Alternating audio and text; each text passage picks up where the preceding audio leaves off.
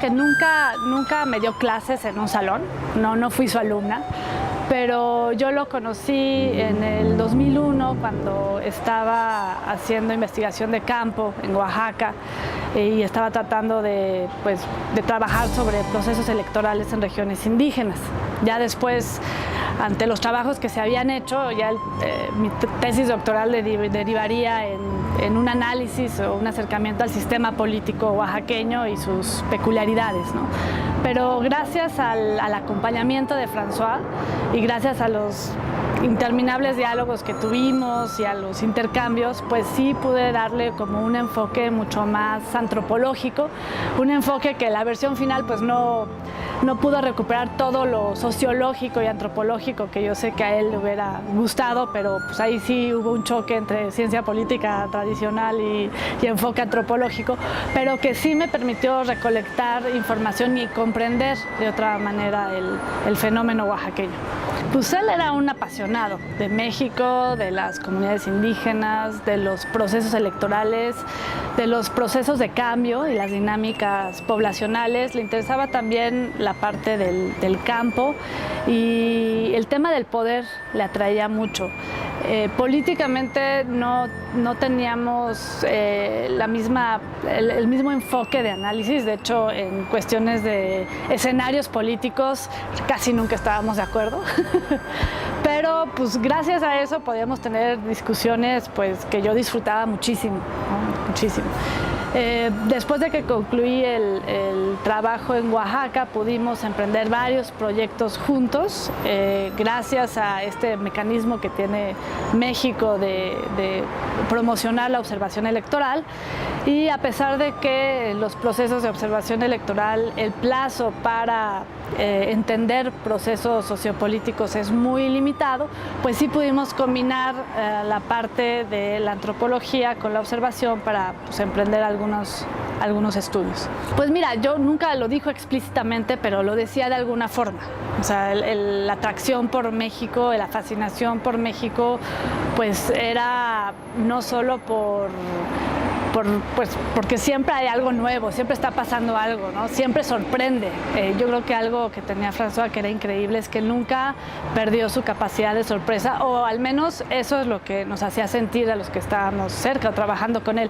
A lo mejor en el fondo ya en la parte más íntima sí tenía otra visión, ¿no? Pero por lo menos con nosotros, y hablo de nosotros que éramos los que estábamos en campo y estábamos tratando de detectar pues, líneas o hipótesis de investigación, pues sí nos transmitía esta curiosidad y esta capacidad de sorprenderse, ¿no? y de tratar de tener nuevos enfoques sobre lo que estaba pasando. A él le chocaba los lugares comunes. Los lugares comunes los detestaba y a propósito los dinamitaba para tratar de buscarles otros ángulos, ¿no? A las cosas. Pues su retroalimentación era como muy sutil, o sea, no era el típico que trataba de imponer un punto de vista, sino que te cuestionaba mucho cualquier afirmación. Nuestros diálogos muchos se dieron en las carreteras de Oaxaca, en las carreteras de Guerrero, las carreteras hacia algunas comunidades del Estado de México, porque por azares del destino acabamos trabajando distritos de mayoría indígena del Estado de México que eran completamente atípicos de los otros, ¿no? De los chiapanecos. En Veracruz también fuimos y le encantaba manejar y como que se sentía muy inspirado y relajado cuando manejaba, ¿no? Eso sí, pasaba a los topes como si fueran sigas, ¿no? pero bueno, era un momento muy, muy propicio para platicar y para discutir e intercambiar. Entonces él lo que hacía era cuestionarte. O sea, primero quería entender qué era lo que estaba uno tratando de defender o cuáles eran los elementos que permitían que uno hiciera una afirmación para luego cuestionarlo, ¿no? Sí, siempre estaba tratando como de retar y de impulsar que fueras más lejos en tu reflexión, que no te quedaras con la primera idea o con lo fácil, ¿no? Y eso pues siempre al final sí te acabas cuestionando y decías, híjole, esto que yo afirmaba ¿no? con tanta firmeza, ahora ya no estoy tan segura, ¿no? Y hay veces que no, hay veces que si lograbas arropar bien tu argumentación, entonces te decía, bueno, pues puede ser, ¿no? Yo no lo conocí en su primera etapa como antropólogo, lo conocí después. A mí siempre me llamó la atención de que yo estaba, cuando lo conocí, estaba convencida de que había terminado su tesis doctoral y de que escribía muchísimos artículos y todo. Y luego pues me di cuenta que tenía escritos y que más bien él escribió muchas tesis a través de nosotros, ¿no? A través de los demás. Entonces, a través de la confianza que depositaba en los jóvenes, a través de ese entusiasmo por promocionar nuevos proyectos, pues yo veía que él estaba muy contento, ¿no? Y muy satisfecho. Y sin embargo, entendió también la lógica de la Academia Mexicana, que sabía la importancia de tener el título, la importancia que le damos en México al licenciado, al maestro, al doctor, y no dejaba que sus alumnos o la gente que estaba cerca de él bajaran la guardia, ¿no? Y no concluyeran. En el plano profesional era alguien que entendía también muy bien la importancia de las relaciones institucionales. Era profundamente institucional y sabía coordinar y manejar las relaciones para que el resultado de las investigaciones, por lo menos en el campo electoral, que es donde yo trabajé con él, tuvieran una incidencia. Era institucional, pero no por eso dejó de ser crítico o era vendido. No, mucho menos sumiso, ¿eh? Jamás lo vi sumiso ante cualquier forma de poder institucional o político, al contrario, era retador, pero siempre muy respetuoso. O sea, no le interesaba mucho el reporte que fuera un mamotreto que acabara en un cajón olvidado, ¿no? Sino que él quería presentarlo, incitar al debate y tener una incidencia en los que pues ejecutaban, ¿no? las políticas públicas. Era tal cual investigación aplicada.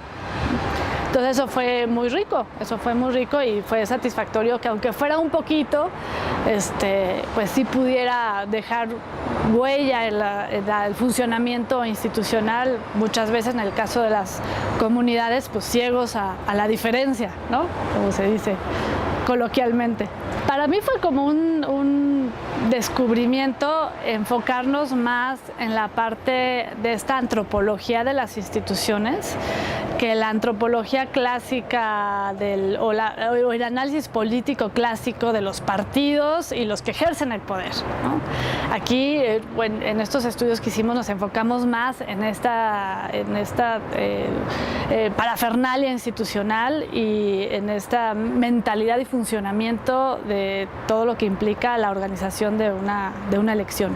Entonces luego pasaban cosas curiosas porque muchos de los que trabajaron con nosotros y hicieron equipo, pues era gente que a lo mejor no era muy calada en ley electoral, ¿no? Y en cuestiones normativas, pero sí en trabajo de campo.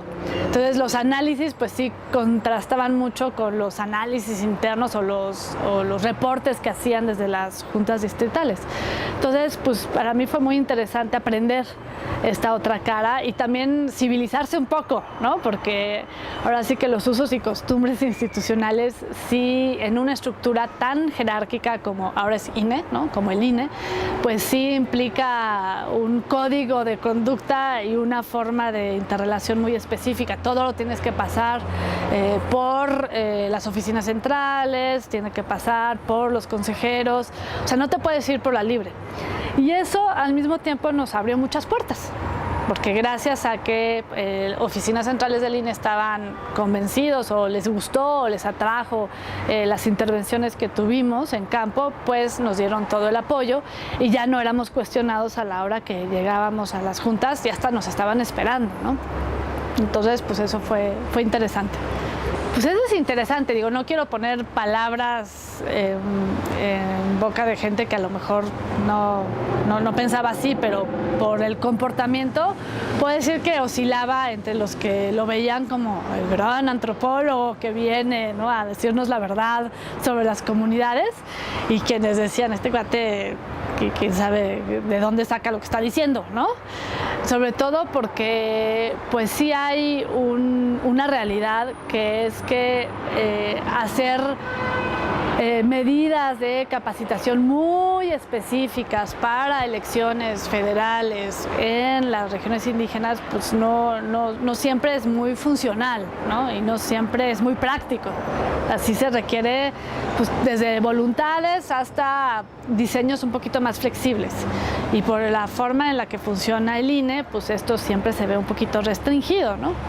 Como me decían alguna vez en capacitaciones, que si empezamos a hacer políticas diferenciadas, entonces vamos a tener que hacer políticas de capacitación para los discapacitados, políticas de capacitación para los homosexuales, políticas de capacitación. Digo, no creo que tenga que ser tan radical, pero sí creo que hay herramientas muy sencillas que no requieres de grandes cambios normativos y que permiten un mejor funcionamiento, adaptaciones, y las ha hecho, eso también hay que decirlo.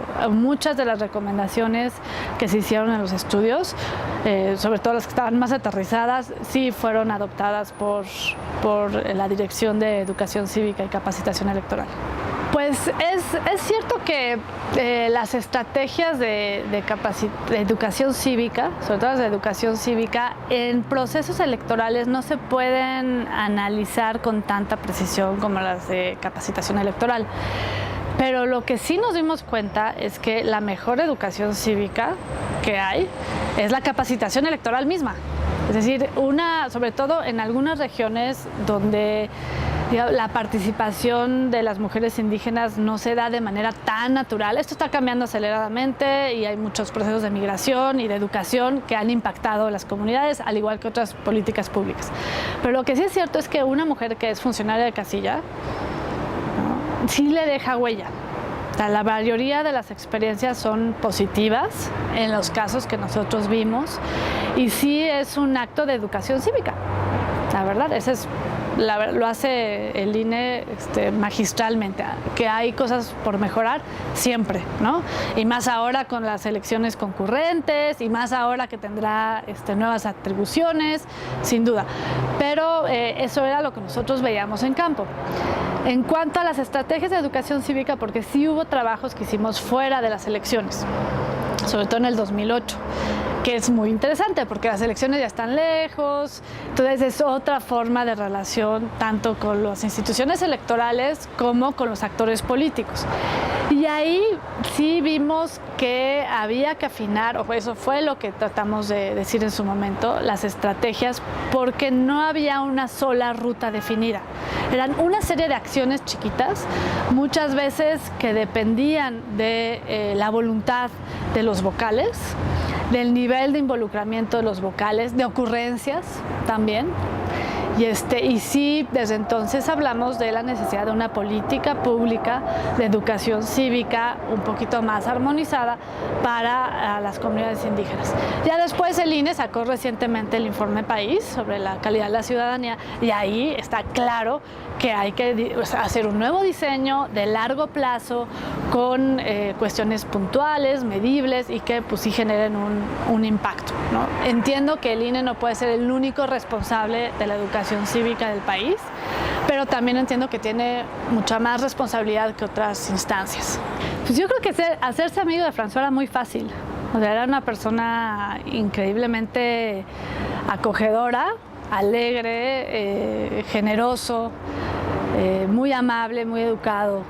Y él solito te hacía sentir como en casa, ¿no? Le interesaba mucho los lazos personales, él le daba mucha importancia a la parte personal, o sea, no era alguien que por trabajar con él solo pidiera resultados y ya, y se olvidara de todo lo demás, sino que siempre estaba interesado en el círculo íntimo, ¿no?, de las personas. Es más, creo que lo íntimo también le interesaba mucho, ¿no?, en esta parte de curiosidad, de ver, bueno, quién es esta persona que tengo junto, y hacía muchas preguntas de todo tipo. Entonces, era muy fácil hacerse su amigo. Y luego, en mi caso, no puedo hablar por los demás, pues sí se dio como mucha química y era alguien con quien yo tenía diálogos una vez a la semana. A lo mejor lo hacía con mucha gente, no sé, pero se interesaba desde comentar la política nacional, cuestiones de coyuntura y pedir la opinión, oye, ya viste esto, hasta la provocación, ¿no?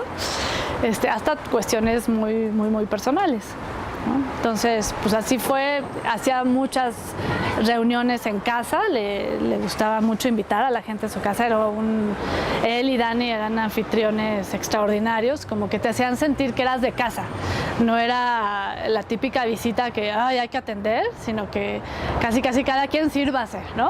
Aquí están las puertas abiertas. Entonces, pues eso lo hacía muy fácil. Sí, platicamos sobre París y de hecho hicimos un viaje juntos en el 2007 a un foro y hicimos ahí algunos recorridos que fue bastante divertido con amigos suyos, ¿no?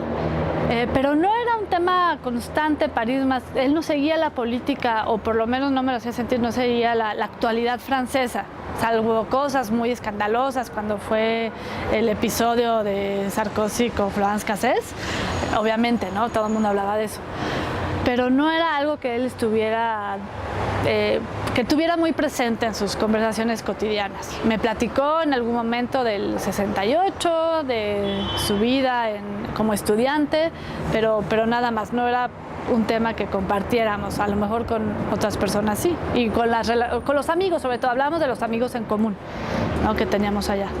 Pues yo creo que un interés pues muy genuino, ¿no? No creo que hubiera mucha causalidad en por qué los jóvenes. Yo creo que él a través de los jóvenes aprendía y yo creo que le daban fuerzas renovadas, ¿no? Y también creo que era parte de su vocación como profesor, su vocación como formador, ¿no? Y la forma de transmitir conocimiento era tratando de inyectar curiosidad y aventarlos al ruedo. Decirle, pues vas a darles la confianza, acompañarlos a hacer trabajo de campo. Yo me acuerdo que innumerables veces me decía, no, esta semana voy a la Huasteca porque está fulana haciendo esta investigación y quiero saber cómo va. Y así se aventaba recorridos de meses, de ir a ver a sus alumnos, ver cómo estaban trabajando, acompañarlos, presentarles gente. Siempre fue muy generoso con sus relaciones. Nunca fue de los que monopolizaron la relación con alguna institución o con algún personaje clave, y eso pues creo que nos sirvió a muchos, ¿no? Pues no sé, no sabría decir cómo debiéramos todos, y a lo mejor si él se hubiera enterado de esto me hubiera odiado, ¿no? Pero yo creo que una buena forma, o lo que a él le gustaba era el debate, el diálogo y tener buenos o malos pretextos para juntar a los amigos, ¿no?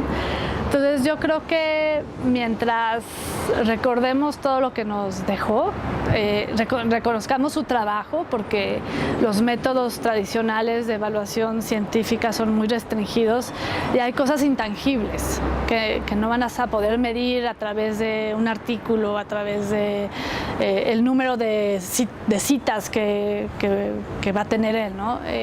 Pero a través de esta demostración de cariño y de reconocimiento profesional, creo que es parte de las muchas formas en las que se puede homenajear. Me ha pasado últimamente, digo, igual y piensan que estoy medio loca, o lo confirman, no sé, pero me ha pasado que en momentos en los que he tenido